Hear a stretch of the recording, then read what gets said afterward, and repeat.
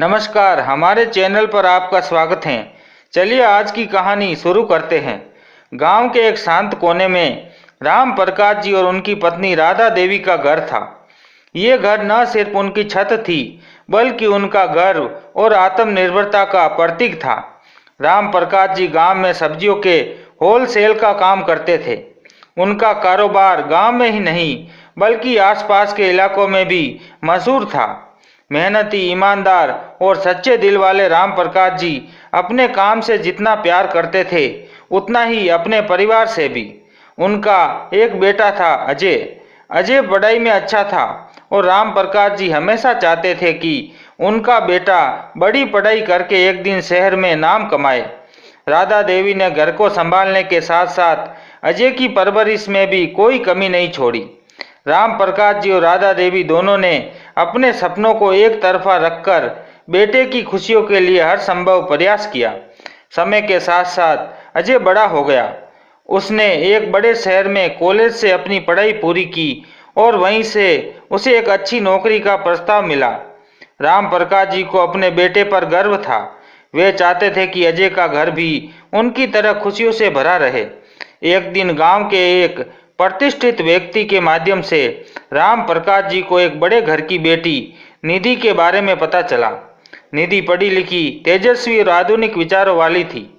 राम प्रकाश जी ने सोचा कि ये रिश्ता उनके बेटे के लिए उपयुक्त रहेगा। शादी की तैयारियां धूमधाम से हुई। निधि के परिवार वाले बड़े लोग थे और शादी में खूब शानो शौकत हुई। अजय और निधि की शादी के बाद सब कुछ सही चल रहा था। घर में रौनक थी। राम प्रकाश जी के चेहरे पर संतोष था और राधा देवी भी नई बहू के आने से खुश थी। अजय की नौकरी लगने के बाद वह और निधि गांव में ही रहने लगे। हालांकि निधि को गांव का जीवन रास नहीं आता था। उसे शहर की चकाचौंध और आधुनिक जीवन पसंद था। लेकिन राम प्रकाश जी और राधा देवी ने कभी भी निधि से कोई शिकायत नहीं की। एक दिन अचानक राम प्रकाश जी बीमार पड़ गए। काफी इलाज के बावजूद वे स्वस्थ नहीं हो पाए और उनका देहांत हो गया। ये घटना पूरे परिवार के लिए एक बड़ा झटका थी। अजय और राधा देवी टूट चुके थे, लेकिन राधा देवी ने अपने आंसुओं को छुपाकर सब्जियों का कारोबार संभाल लिया। राम प्रकाश जी के जाने के बाद निधि ने अजय को शहर में शिफ्ट होने के लिए मनाना शुरू किया। उसने कहा, गांव में हमारा क्या है, तुम्हारी नौकरी भी शहर में है और यहाँ रहकर मैं खुद को कैद महसूस करती हूँ। अजय ने कुछ देर तक सोचा, लेकिन अंततः निधि की बात मान ली। निधि और अजय शहर चले गए। राधा देवी ने बेटे और बहू को रोकने की कोशिश की, लेकिन उनकी बातों का उन पर कोई असर नहीं हुआ। अजय और निधि के शहर चले जाने के बाद राधा देवी अकेली पड़ गई। वह सुबह से शाम तक अपने काम में लगी रहती, ताकि अकेलेपन का दर्द महसूस ना हो। लेकिन रात के सन्नाटे में जब घर सूना लगता, तो उनके आंसू चुपचाप बहने लगते। कुछ महीनों बाद राधा देवी को अजय का एक फ़ोन आया। फ़ोन पर अजय ने कहा, माँ, मेरा प्रमोशन हुआ है। निधि ने पार्टी रखी है और आपसे निवेदन है कि आप जरूर आए। राधा देवी ने अपने बेटे की खुशी में शामिल होने का मन बना लिया। उन्होंने अपने गांव के बाजार से साड़ी और मिठाई खरीदी। वह खुशी खुशी शहर के लिए रवाना हुई, ये सोचकर कि उनके बेटे ने उन्हें याद किया है। राधा देवी गांव से शहर के लिए रवाना हुई। उनके मन में बेटे से मिलने और उसकी खुशी में शामिल होने की उमंग थी। उन्होंने अपने छोटे से बैग में मिठाई, घर की बनी अचार की बोतलें और अपने पोते पोतियों के लिए कुछ उपहार रखे। गांव की एक साधारण साड़ी और चुन्नी में सजी राधा देवी का मन बेटे और बहू को देखकर झूम उठने को तैयार था। शहर पहुंचने के बाद राधा देवी को बहू के आलीशान फ्लैट में ले जाया गया। फ्लैट की सजावट चकाचौंध देखकर उनकी आंखें चौंधिया गई। उन्हें गर्व हुआ कि उनका बेटा इतना बड़ा आदमी बन गया। लेकिन उनकी खुशी ज़्यादा देर तक नहीं टिक सकी। जैसे ही उन्होंने घर में कदम रखा, निधि ने उनकी तरफ बिना किसी खास गर्मजोशी के देखा। निधि के चेहरे पर एक बनावटी मुस्कान थी। उसके हल्के से पूछा, माँ जी, सफ़र कैसा रहा? राधा देवी ने उसकी बात का जवाब दिया और अपने गांव से लाए उपहार उसे दिए। निधि ने उपहारों को ऐसे देखा जैसे वे पुराने जमाने की कोई गैर जरूरती चीज हो। उसने तुरंत उसे साइड में रख दिया और अपने मेहमानों की तैयारी में लग गई। शाम होते होते घर में मेहमान आने शुरू हुए। सभी लोग निधि के परिवार और दोस्त से थे, सजे धजे महंगे कपड़ों में, आधुनिक जीवन शैली वाले। राधा देवी ने अपनी साड़ी को ठीक करते हुए बेटे अजय की ओर देखा, जो मेहमानों के बीच घुला मिला हुआ था। राधा देवी ने एक कोने में बैठा दिया गया। कोई उससे बात करने नहीं आया। उन्होंने कई बार अजय की तरफ देखा, लेकिन वह या तो फोन पर व्यस्त था या अपने दोस्त के साथ हंसी मजाक कर रहा था। पार्टी के बीच निधि के कुछ रिश्तेदारों ने राधा देवी को देखा और धीमे स्वर में टिप्पणी करने लगे। ये कौन है? अरे ये अजय की माँ है, गांव से आई है। देखो तो कितनी देहाती लग रही है। हाँ, यहाँ के माहौल में तो बिल्कुल फिट नहीं होती। उनकी बातें धीरे धीरे खुलकर हंसी में बदल गई।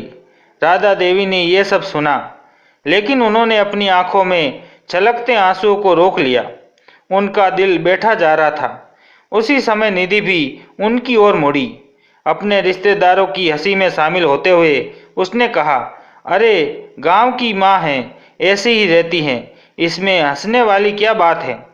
निधि के इस रवैये से राधा देवी का दिल चूर चूर हो गया। वह निधि से इस तरह की उम्मीद नहीं कर रही थी, लेकिन सबसे ज़्यादा दर्द उन्हें अपने बेटे अजय की चुप्पी ने दिया। अजय जब सब देख रहा था, सब सुन रहा था, लेकिन उसने अपनी माँ के सम्मान की रक्षा के लिए एक शब्द भी नहीं कहा। पार्टी खत्म होते ही राधा देवी ने अपनी साड़ी की चुन्नी से अपने आंसू पोंछे और अजय के पास जाकर कहा, बेटा मुझे वापस गांव जाना है, यहाँ मेरा मन नहीं रहा। अजय ने कहा, अभी क्यों जा रही हो माँ, कल आराम से चली जाना। लेकिन राधा देवी के दिल में अब कोई इच्छा नहीं बची थी। उन्होंने अपना छोटा सा बैग उठाया और रात की बस पकड़कर गांव लौट आई। गांव लौटकर राधा देवी ने अपने आंसुओं को छुपाकर एक नया संकल्प लिया। उन्होंने तय किया कि अब वह किसी की मोहताज नहीं रहेगी। राम प्रकाश जी के छोड़े हुए कारोबार को नए सिरे से संभालेगी और अपनी जिंदगी को आत्मनिर्भर बनाएगी। गांव लौटने के बाद राधा देवी ने अपने दर्द को अपने काम में बदल दिया। राम प्रकाश जी के छोड़े हुए सब्जियों के होलसेल कारोबार को उन्होंने नए जोश के साथ संभालना शुरू कर दिया। ये वही काम था जिसे कभी उनके पति ने मेहनत और ईमानदारी से खड़ा किया था। राधा देवी रोज सुबह तड़के उठकर गांव के किसानों से सब्जियां खरीदती और उन्हें पास के कस्बों में बेचने जाती। उनका नाम अब कस्बों में भी मशहूर होने लगा। धीरे धीरे उन्होंने कारोबार को बढ़ाने के लिए नई योजनाएं बनाई। उनकी मेहनत रंग लाई और उनका कारोबार पहले से भी ज़्यादा अच्छा चलने लगा। गांव के लोग उसकी प्रशंसा करते हुए कहते, राधा देवी ने तो मिसाल कायम कर दी। पति के जाने के बाद भी उन्होंने हार नहीं मानी। उनकी ये सफलता सिर्फ उनके आत्मविश्वास का प्रमाण है, बल्कि उन लोगों के लिए एक सबक भी थी जो महिलाओं को कमज़ोर समझते थे। उधर शहर में अजय और निधि की जिंदगी में समस्याएं शुरू हो गई। कोरोना महामारी के कारण अजय की नौकरी छूट गई। उसकी जमा पूंजी धीरे धीरे खत्म हो रही थी। निधि के खर्चे बढ़ते जा रहे थे और उसे इस बात की आदत नहीं थी कि कम में गुजारा किया जाए। एक दिन निधि ने अजय से कहा, अब हमें किसी से मदद मांगनी होगी। मेरे घर वालों ने पहले ही हाथ खींच लिया है। माँ से बात करो, उनके पास अच्छा कारोबार है, वह हमारी मदद जरूर करेगी। अजय को ये बात अच्छी नहीं लगी, लेकिन उसके पास और कोई चारा भी नहीं था। उसने माँ को फ़ोन किया। फ़ोन पर अजय ने कहा, माँ हमें आपकी मदद की ज़रूरत है। मेरी नौकरी छूट गई, कुछ पैसे चाहिए ताकि हम घर का खर्च चला सके। राधा देवी ने चुपचाप उसकी बातें सुनी। कुछ देर के लिए उनकी आंखें नम हो गई, लेकिन फिर उन्होंने अपने स्वर को सख्त करते हुए कहा, बेटा जब तुम्हारी पत्नी ने मुझे भरी महफिल में देहाती कहकर मेरा मजाक उड़ाया था, तब तुमने कुछ नहीं कहा। जब मैं अपमानित होकर गांव लौटी थी, तब भी तुमने मुझे रोका नहीं। अब तुम मुझसे मदद मांग रहे हो। अजय ने चुपचाप माँ की बातें सुनी। वह जानता था कि माँ सही कह रही है। अजय की निराशा को देखकर निधि ने कहा, हमें गांव चलना चाहिए। माँ का कारोबार तुम संभाल लो। एक बार उनके साथ रहना शुरू करेंगे तो धीरे धीरे सब ठीक हो जाएगा। निधि का ये सुझाव सुनकर अजय को राहत महसूस हुई। उसने सोचा कि शायद माँ उन्हें माफ कर देगी। कुछ दिनों बाद अजय और निधि अपने बेटे को लेकर गांव पहुंचे। गांव के रास्तों पर चलते हुए अजय को अपने बचपन की यादें ताज़ा हो गई, लेकिन उसे यह भी महसूस हो रहा था कि वह अपनी माँ के साथ कितना गलत कर चुका है। घर पहुंचते ही निधि ने माँ के पैर छूने की कोशिश की, लेकिन राधा देवी ने उसे रोकते हुए कहा, क्या करने आई हो यहाँ? मुझे नौकरानी कहने वाली बहू को अब मेरी जरूरत क्यों पड़ गई? अजय ने सिर झुकाकर कहा, माँ, मैं आपकी मदद के बिना कुछ नहीं कर सकता। पापा का कारोबार आप संभाल रही हैं, हमें आपकी ज़रूरत है। राधा देवी ने उसकी बात सुनी और गुस्से में कहा, जब मैं अकेली थी तब तुम्हें मेरी कोई फिक्र नहीं थी।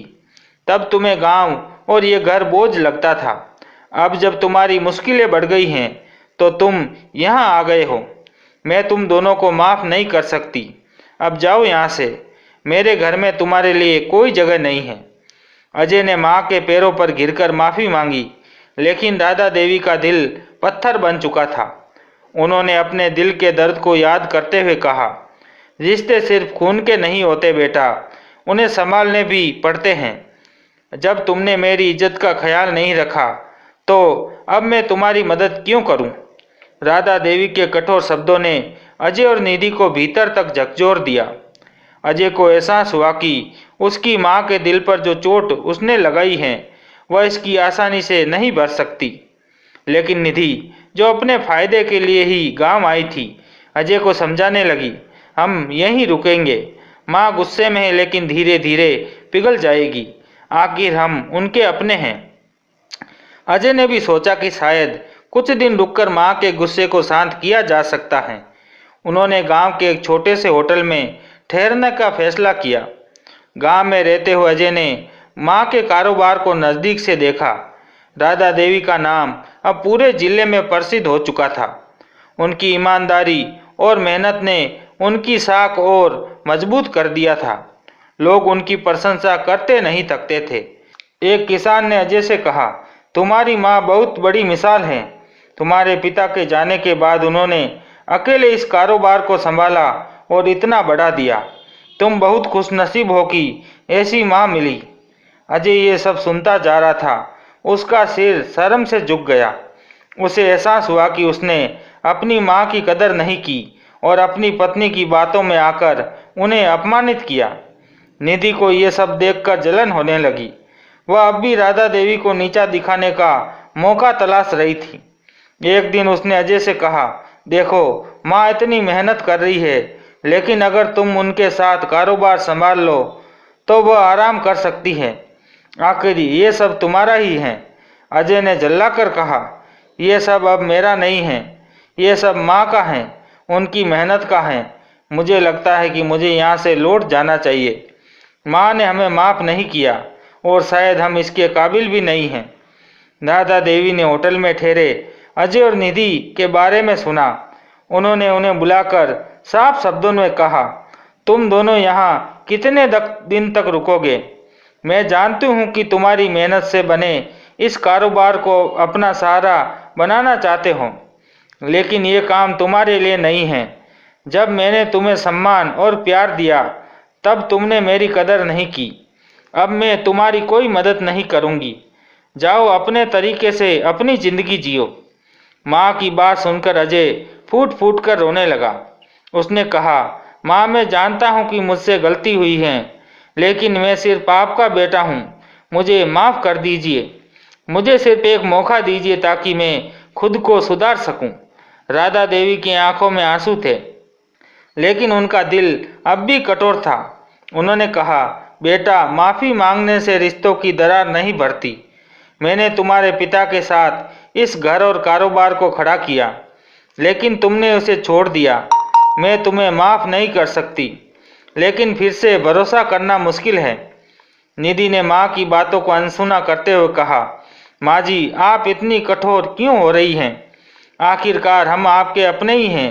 ये कारोबार भी तो आपके बेटे का ही है। राधा देवी ने उसकी बात काटते हुए कहा, जब तुमने मुझे भरी महफिल में देहाती कहकर अपमानित किया था, तब तुम्हें रिश्ते की याद क्यों नहीं आई?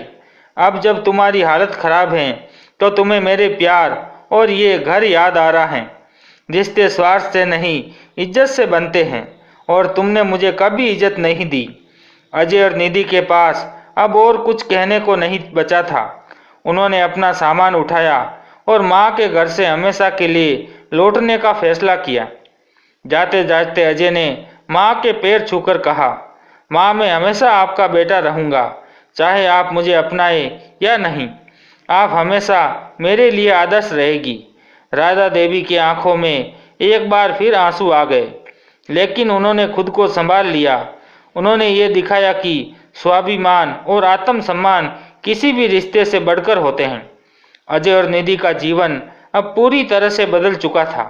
वे दोनों शहर लौट आए, लेकिन उनका मन कहीं न कहीं असंतुष्ट था। अजय को ये महसूस होने लगा कि माँ के साथ उनके रिश्ते टूट चुके हैं, और ये टूटने के कारण उनकी खुद की गलतियाँ थी। महामारी के कारण अजय का मनोबल पहले ही टूट चुका था, और अब माँ के साथ रिश्तों की खाई ने उसे और भी कमज़ोर बना दिया था। निधि, जो हमेशा सुविधाओं के पीछे भागती थी, अब खुद को अकेला महसूस कर रही थी। वह जानती थी कि राधा देवी के साथ बिताए गए कुछ पल उसे जीवन भर याद रहेंगे, और उसे समझ में आया कि रिश्तों में सिर्फ स्वार्थ नहीं, बल्कि इज्जत और प्यार की अहमियत होती है। लेकिन अब ये बात कहने का कोई मतलब नहीं था। वहीं राधा देवी का कारोबार अब और भी तेजी से बढ़ने लगा। उसके पास न केवल गांव के किसान थे, बल्कि आसपास के शहरों से भी ग्राहक आने लगे थे। राधा देवी ने सब्जियों का कारोबार इस तरह से बढ़ाया कि अब उनका नाम जिले भर में प्रसिद्ध हो गया। उनका आत्मविश्वास और मेहनत गांव की अन्य महिलाओं के लिए प्रेरणा बन गया। राधा देवी ने अपने सफलता से न सिर्फ अपने परिवार को बल्कि पूरे गांव को ये सिखाया कि एक महिला किसी भी हालत में खुद को कमज़ोर नहीं समझ सकती। वे हमेशा अपनी मेहनत और इज्जत के बल पर अपने रास्ते पर चल सकती हैं। कुछ महीनों बाद अजय को अपनी गलतियों का एहसास हुआ, और भी गहराई से। उसने तय किया कि वह अपनी माँ के पास जाकर उसे बताएगा कि वह अपनी पुरानी गलतियों को सुधारने के लिए पूरी तरह से तैयार है। अजय ने गांव लौटने का निर्णय लिया, और इस बार वह अपनी माँ से माफ़ी मांगने और रिश्ते को फिर से सहेजने के लिए दृढ़ संकल्प था। अजय और निधि एक दिन राधा देवी के पास पहुँचे। इस बार अजय ने शालीनता से और दिल से अपनी माँ के पास जाकर कहा, माँ, मैं जानता हूँ कि मैंने आपको बहुत दुख पहुँचाया। मेरी गलतियों ने हमारे रिश्ते को तोड़ दिया, लेकिन मैं फिर से शुरुआत करना चाहता हूँ। मैं आपको समझता हूँ, और मुझे पूरी उम्मीद है कि आप मुझे एक मौका देगी। राधा देवी ने अपने बेटे को देखा, और उसकी आंखों में एक अलग ही सच्चाई और पछतावा था। उसने कहा, बेटा, रिश्ते को मापने का कोई तरीका नहीं होता। जब तक तुम दिल से अपनी गलतियों को स्वीकार नहीं करते, तब तक कोई भी रिश्ता नहीं बन सकता। मैं तुमसे नाराज नहीं हूँ, लेकिन मुझे ये समझना होगा कि तुम वास्तव में बदलने के लिए तैयार हो या नहीं। अजय ने फिर से अपनी माँ से वादा किया कि वह अब केवल कामयाबी नहीं, बल्कि सही रिश्ते भी बनाए रखेगा। समय के साथ अजय और राधा देवी के रिश्ते में खटास कम होती गई। अजय ने साबित किया कि वह अपनी जिम्मेदारियों को पूरी तरह निभाने के लिए तैयार है। उसने अपना कारोबार शुरू किया, लेकिन इस बार वह सुनिश्चित किया कि वह अपनी माँ के सिद्धांतों और काम की ईमानदारी को अपनाएगा। निधि भी इस परिवर्तन को महसूस करने लगी थी। उसने खुद को बदलने की कोशिश की और राधा देवी से माफ़ी मांगी। हालांकि ये आसान नहीं था, लेकिन धीरे धीरे वह समझ गई कि किसी से भी प्यार और सम्मान से ही सही रिश्ते बनते हैं। काफ़ी समय बाद अजय और निधि ने राधा देवी से फिर से रिश्तों की शुरुआत की। हालांकि पूरी तरह से सब ठीक नहीं हो पाया, लेकिन अब सभी एक दूसरे के साथ सम्मानपूर्वक रहने लगे थे। अजय और निधि ने महसूस किया कि आत्मनिर्भरता केवल आर्थिक रूप से नहीं, बल्कि मानसिक रूप से भी जरूरी है। राधा देवी ने अपने जीवन के संघर्षों से ये सिखाया कि रिश्तों की सच्ची ताकत सिर्फ एक दूसरे से प्यार से नहीं बल्कि इज्जत और समझ में भी होती है। उनके जीवन में संदेश मिलता है कि अगर आप खुद को कमजोर नहीं समझेंगे तो दुनिया की कोई भी मुश्किल आपको गिरने नहीं दे सकती। राधा देवी की कहानी हमें यह सिखाती है कि किसी भी व्यक्ति को उसकी कठिनाइयों के बावजूद हार नहीं माननी चाहिए। जीवन में कितनी भी मुश्किलें आए, अगर इज्जत, प्यार और मेहनत का सही रास्ता अपनाया जाए तो सफलता और रिश्तों की सच्ची ताकत हमेशा हमें मिलती है। और इस तरह राधा देवी ने अपने परिवार को और खुद को एक नई पहचान दी, जहां आत्मनिर्भर और प्यार और समझ की अहमियत सबसे बड़ी थी। कहानी अच्छी लगे तो वीडियो लाइक करना ना भूले। चैनल पर नए हैं तो चैनल को सब्सक्राइब कर ले ताकि आने वाली वीडियो की नोटिफिकेशन आपको तुरंत मिले। मिलते हैं एक नई कहानी के साथ, तब तक के लिए बहुत बहुत धन्यवाद।